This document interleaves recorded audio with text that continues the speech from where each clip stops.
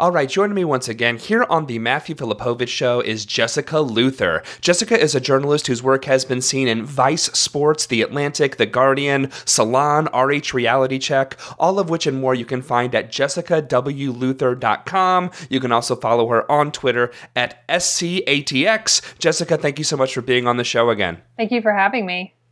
All right, so Jessica, you recently wrote about a extremely disturbing, I'm going to put air quotes around comedy video, because it's really not funny at all, but this extremely disturbing video that the Cleveland Cavaliers basketball team made that frankly makes horrible light of domestic violence. Tell us all about this video. Sure. So during, sports events, especially indoor at arenas like basketball arenas, they will play sort of cute little videos up on the TV screens in the arenas.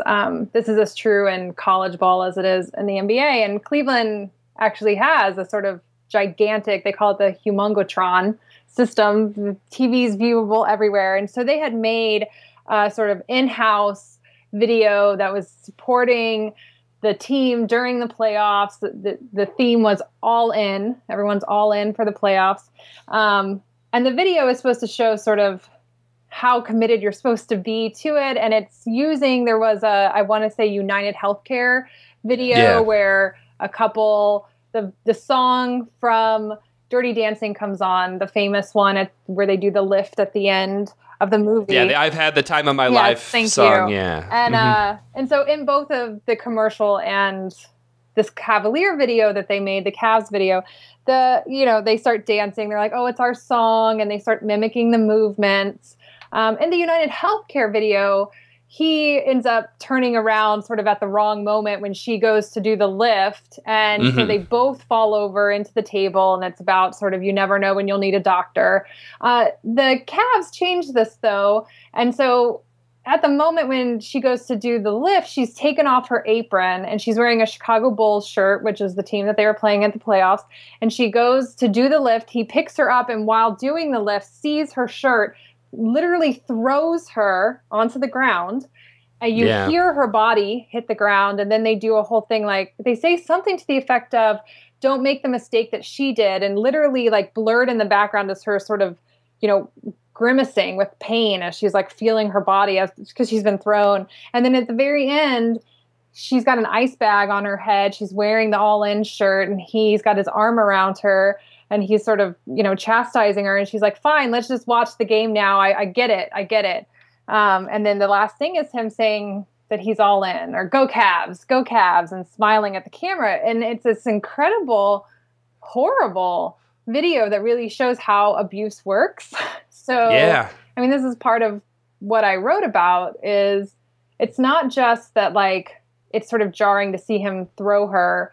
It's that end part where she's got the ice bag and she just acquiesces, she just, whatever you want, it's fine. I'll watch your game with you. I've got the shirt on and she's now wearing a Cavs shirt. Yeah. And so he physically abused her into changing sports allegiances. And that's a funny idea to the Cleveland Cavaliers. Yeah. That's something that they want to put up on their Jumbotron for the, however many tens of thousands of people that are there to see the games. They thought, this will be funny. This man throwing his girlfriend to the ground and making her, that's how important your fandom is, that you should physically abuse your significant other into supporting supporting the Cavs. It's madness. Yeah, the video, it was one of those things where like I woke up to it and someone had like tweeted at me, have you seen this? And they said something like a pro-domestic violence video. And I thought, oh, there's no, I'll watch this. I get a lot of stuff that people will send to me.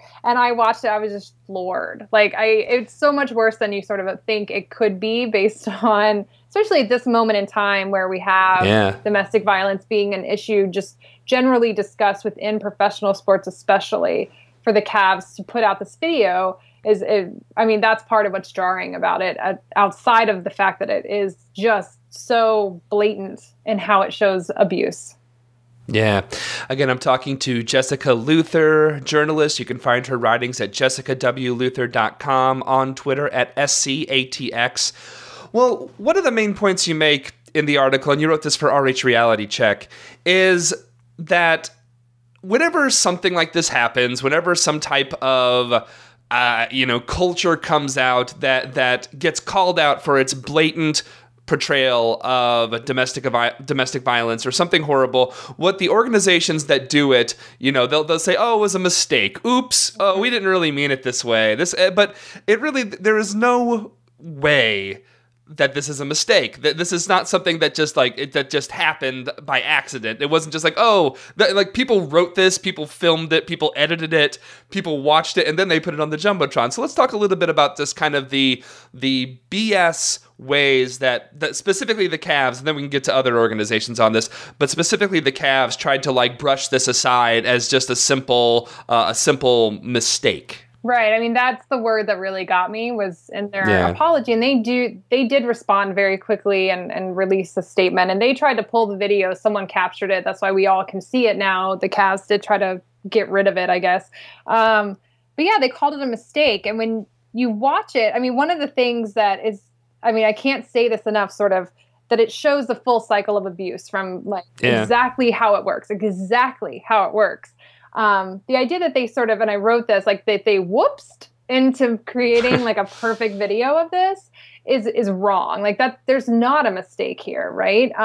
You don't accidentally create something like this. And so that just erases sort of the process and the way in which we just greenlight these kind of things that erase or minimize actual violence and how it presents in ways that are scary. I mean, for me, one of the things I always try to do in these moments is sort of imagine what it would feel like to be a victim of abuse sitting in the stands when that video comes on, right?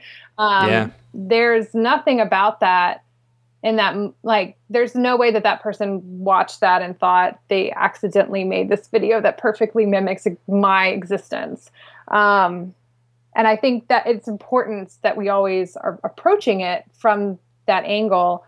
I wrote in the piece about the other sort of famous thing that's happened recently is the Bud Light, right? They have this new Up for Whatever campaign with really terrible commercials. And so one of the things they did was create all these beer labels with little sayings that I guess fit on Twitter. So they're 140 characters or less or whatever. And one of them said something about if you drink enough Bud Light, then no leaves your vocabulary. Yeah, it's the perfect beer for removing no from your vocabulary for the night. Right, which of course is, wow. I mean, anyone who knows anything about sort of how we talk about rape in our culture is that no means no is synonymous with sort of how you can defend yourself. In theory, if you say no, then that should work, that you have established that you're not giving consent. I mean, this is basic 101.